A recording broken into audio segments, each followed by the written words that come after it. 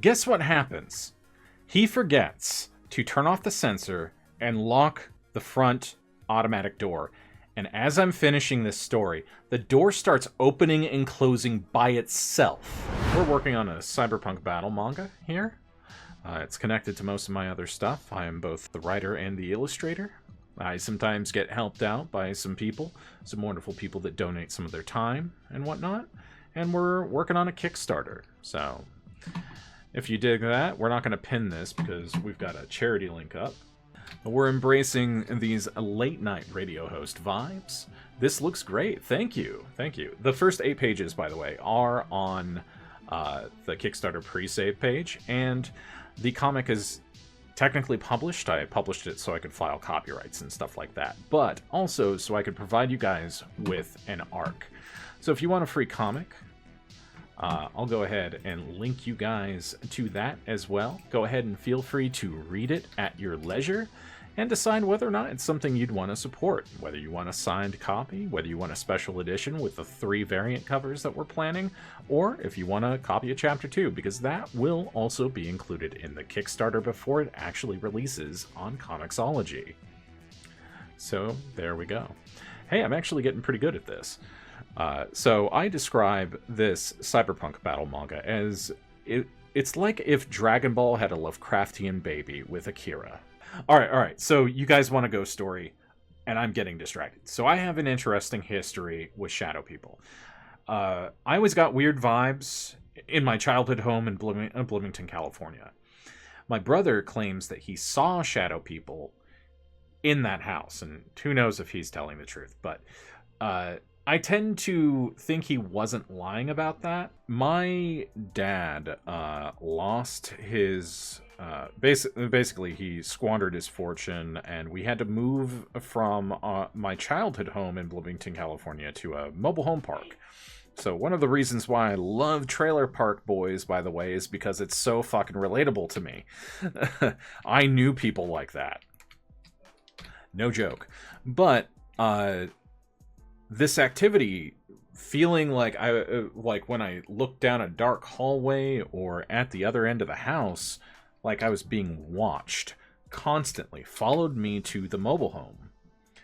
And I couldn't shake it. Couldn't shake that feeling that I was being watched.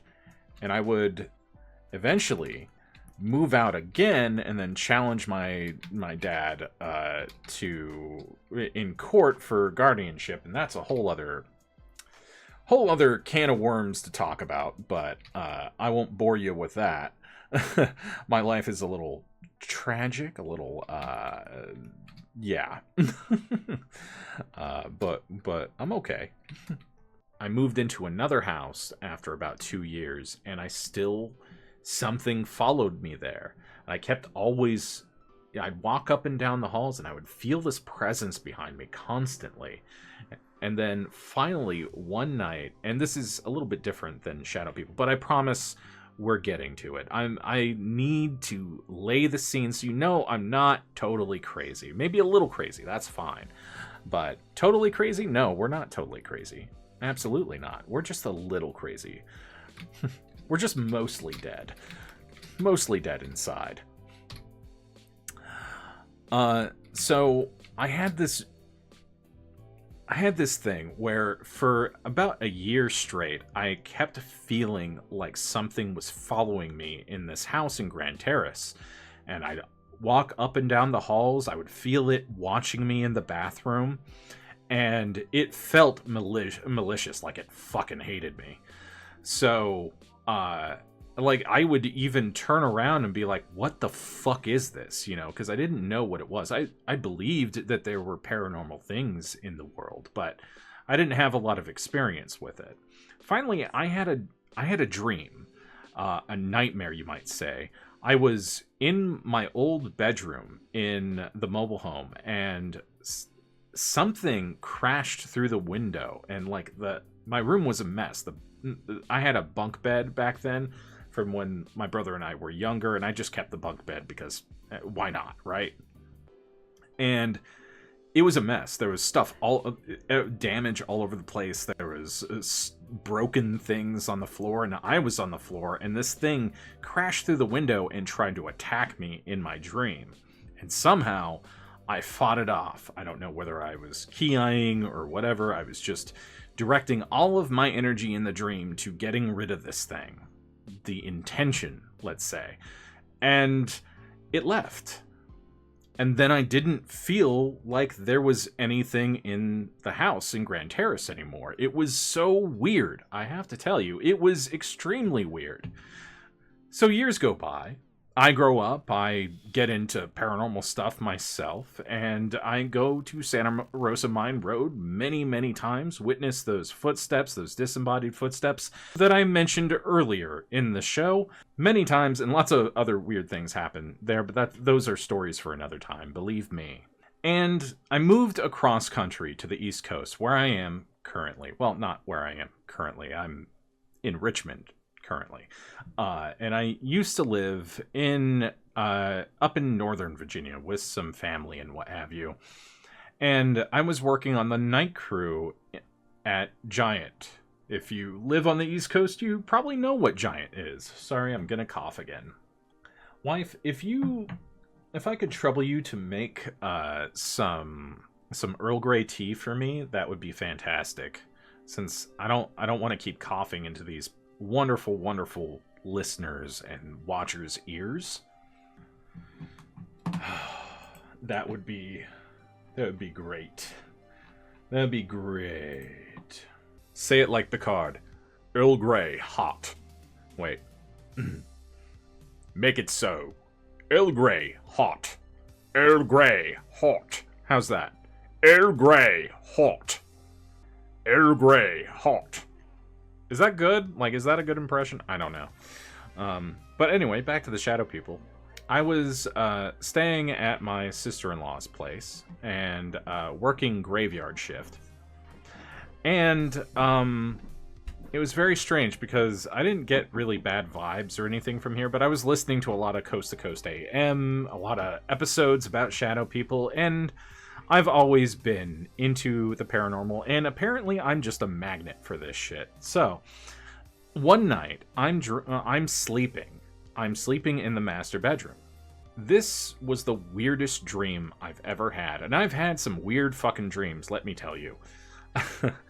I was in a mansion, and this place didn't feel like a dream. It felt like a real place, like it was ethereal. I don't really know how else to explain it. And I had a camera in my hand, and it was so liminal because, and maybe someday I need to turn this into a thing, like I need to visualize this because it is stuck in my head so prominently. And I got up and started, and I guess I need to actually draw as I'm telling this story. I got up and I started walking around this mansion, this place, and it was eerie because all my family were on devices in this living room, right? But they weren't paying attention to me, they weren't talking, they were just glued to their devices. And I walk into this really open living room. So I go into this living room, and there's something really weird. It's like almost like an Adobe-looking staircase, but it's to the side. If you've ever seen something where a sideways staircase goes up to a door, the door's open and it's dark, and there's nothing there. But when I look through the camera's viewfinder, there's a shadow person on the landing, and it's got crimson, sharp oval eyes. And that's I remember in the dream being like, nope, I'm turning around. And as I turn around, I have the viewfinder, and it points towards the front door in this strange, strange place. And there is a shadow person with crimson, sharp oval eyes in front of the door. Now, I didn't explain something earlier, but I actually saw the Hat Man when I was younger. And I'm starting to... And I don't know if you've ever seen this guy, but he's creepy. And I saw him as a kid. So When I say I didn't see shadow people, that's only partially true. So in my childhood home in Bloomington, I saw this thing at the back sliding glass door as a child, and I remember covering my head with covers and going to sleep. And the next morning, because this room was an add-on to a rancher-style house, I could probably show my old house on here and it wouldn't be a big deal. But it pointed toward, and in fact, I will do that in a second, just to add visualization to this story, this true story. Like, I didn't see the crimson eyes, but this silhouette, this is basically what I saw. And the next morning, the sliding glass door, I could see that my dad, my brother, that one guy, Michael, were staring at the bottom right-hand corner of the sliding glass door. And it was shattered. Shattered. So, terrifying. And so this whole white section, my dad added on to this. So this is the original house. And this section was the first part that got added on. There was a computer room like right around here. And the sliding glass door where our room was, my bunk bed was like right here, if you can see that. It was staring out on this lawn. And I don't think I've ever told this in this quite manner. And our swing set was here. And there were some trees back here, and like these people have totally destroyed this yard, and I feel so bad for this house. But yeah, it was traumatizing. Anyway, coming back to the story. So this was around 2011, 2010. No, 2011. And, or 2012, somewhere around there. And I had this dream. So going back to, I'm looking through the viewfinder at the front door of this dream mansion. And this gets very weird. Because there's no way I can explain it. No way at all that I can explain it. So I'm looking through the viewfinder and this thing dashes at me, like, fucking tackles me. I was suddenly surrounded by shadow people and they were attacking me, and I was key-eyeing. I was, because I do believe that there is some truth to our ability to some kind of spiritual energy that we all have to a certain degree. And I don't know what that is. Maybe it's quantum non-locality. Maybe it's non-local consciousness. Maybe it's dark matter. Who knows? I don't know what it is. All I know is that directing my energy to push these things back in the dream helped me get away. But the dream just changed like that. Like that. And I was standing in line in the middle of nowhere. It was a liminal void. A white void, and I was standing on concrete. But I could still feel these things around me in the dream. And this is not even halfway through, by the way, because it gets weirder. It gets so weird, people. Okay, so I keep doing that because I can still sense these things near me. And then I finally wake up, and my ex-wife, wife at the time, was standing in the room. And I asked her because I was laying in the bed, and at the time we had just moved out, and I had just gotten this night shift job, so we didn't even have a bedroom where we were staying. We were sleeping in the living room. So I would sleep in my sister-in-law's bed during the day before my shift. So I woke up, it's the middle of the day, and I feel like there's just this oppressive energy around me. I see the static around my eyes. And I ask her to please leave so I can meditate. And I don't meditate as much as I should anymore.